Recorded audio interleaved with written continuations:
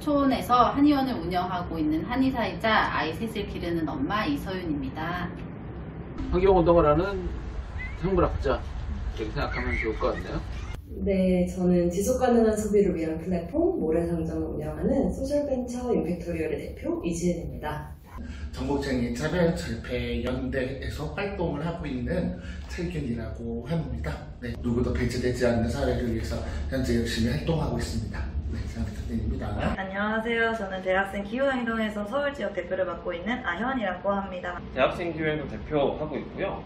인천대학교 다니고 있는 최재봉이라고 합니다. 저는 파주환경운동연합의 간주영 활동가입니다. 비게이브라는 기후변화 청년 모임이라는 단체에도 좀 들어가게 되고 여러 가지 좀 청년들의 의견을 이야기할 수 있는 자리가 있으면 가서 의견을 좀 이야기하기도 하고 좀 여러 가지 활동들을 하고 있습니다. 제 이름은 장호종이고요. 지난해 가을에 출판된 책 기후위기, 불평등, 재앙, 마르크스적 대안의 공동 저자이고요. 저는 여성환경연대에서 기후위기 대응 활동하고 있는 사라라고 합니다. 반갑습니다. 최근 들어서 더 많이 느끼는 건데 저는 의식주가 좀 가장 많이 느껴지고, 최근에 제가 자취를 시작했는데 집값이 너무 비싸더라고요. 근데 집값이 비싼 데는 되게 반지하 같은 데가 많고, 거기는 기후위기, 예를 들어서 비가 많이 왔을 때 엄청 취약한 공간이잖아요. 그래서 어떤 자본이 없는, 돈이 없는 그 청년들한테 가장 직접적이라고 느껴졌고, 근데 옛날에는 보통 식재료 같은 걸 부모님이 사오시니까 그게 걱정이 없었는데, 이제는 마트 가는 게 진짜 두려울 정도로 음식 값이 너무 비싸더라고요. 지금 지구온난화로 인해서 평균기온도 많이 상승을 했잖아요.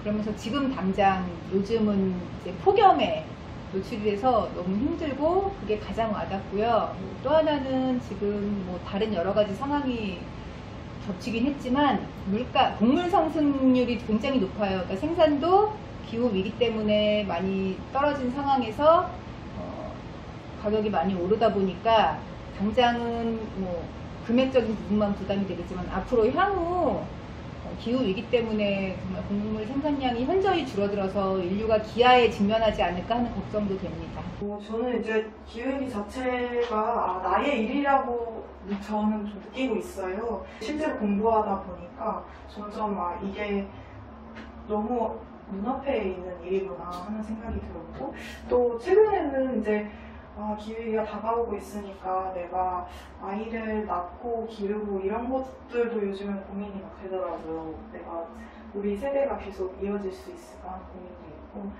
그런 것들을 많이 느끼고 있어요. 그 정도 제대로 관심을 갖기 전에는 뭐 중요하지 이 정도로만 생각을 했던 것 같아요. 근데 제대로 공부를 하고 난 후에는 내가 이 주제에서 내가 스스로 공부하고 또 관심 있는 사람들을 계속 만나고 내가 뭔가 스스로 하지 않으면은 관심에서 점점 멀어진다는 걸 좀 많이 느꼈어요. 그래서 기후변화에 대해 공부하고 활동하는 사람들도 더 많이 만나려고 하게 됐던 것 같고, 또 저는 좀 직업도 진로 같은 것도 좀 더 기후위기와 관련된 진로로 가지려고 하고 있어요. 그래서 네. 저는 이제 회사를 그만두고 새로운 회사를 창업한 게 아무래도 가장 큰 변화가 였지 않을까 싶고요. 실제로는 이제 창업을 하는 과정에서 가장 우선순위 두고 고민했던 거는 환경이었었어요, 실제로.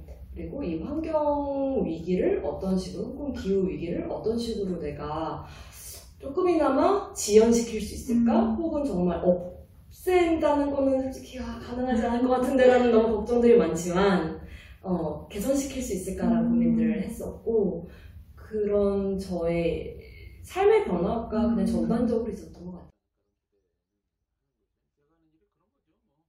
글 쓰고 또 강연 같은 거 하고, 학생들이 생각을 좀 하고 또 한 번 다른 데 가서 또 그걸 되새기고 하면서 좀 달라지지 않을까 그런 기대는 하는 거죠. 저희가 만드는 그 금요행동에서 기후위기가 좀 기후위기에 대한 정치가 좀 만들어지고 있다고 생각하는데, 그 이유는 많은 당사자 대학생들이 기후위기에 대해서 할 얘기가 너무 많은 거예요. 그래갖고 그거에 대해서 직접 얘기를 하는 거고, 그리고 놀랍게도 매주 다른 기후제들이 나타나거든요. 예를 들어서 가뭄이라든가 혹은 강원도 산불이라든가 혹은 윤석열 대통령의 무책임한 발언들이 매일 나오고 있는데, 그것들에 대해서 저희 당사자들이 그것을 듣고 생각나는 것들을 얘기하는 것 자체가 저희의 어떤 금요행동의 의의라고 생각하고, 그리고 신뢰로 지나가시는 분들이 많지는 않지만 그분들 중에 소수는 거기서 앉아서 보시기도 하거든요. 그리고 다른 단체에서도 같이 하고 싶다라고 얘기를 해서 직접 오시는 분들도 계시고, 그래서 그거와 동시에 윤석열 대통령이 지금 기후위기에 대해서 관심이 없고 오히려 되게 후퇴하는 그런 행보들을 보이고 있는데, 그거에 대해서 반대하고 있다라는 어떤 세력들 혹은 사람들이 있다는 것을 사람들이 있고 그것에 대해서 반대하는 행동을 한다는 것 자체를 매주 주관한다는 게 그 자체가 좀 의미가 있다고 생각해요.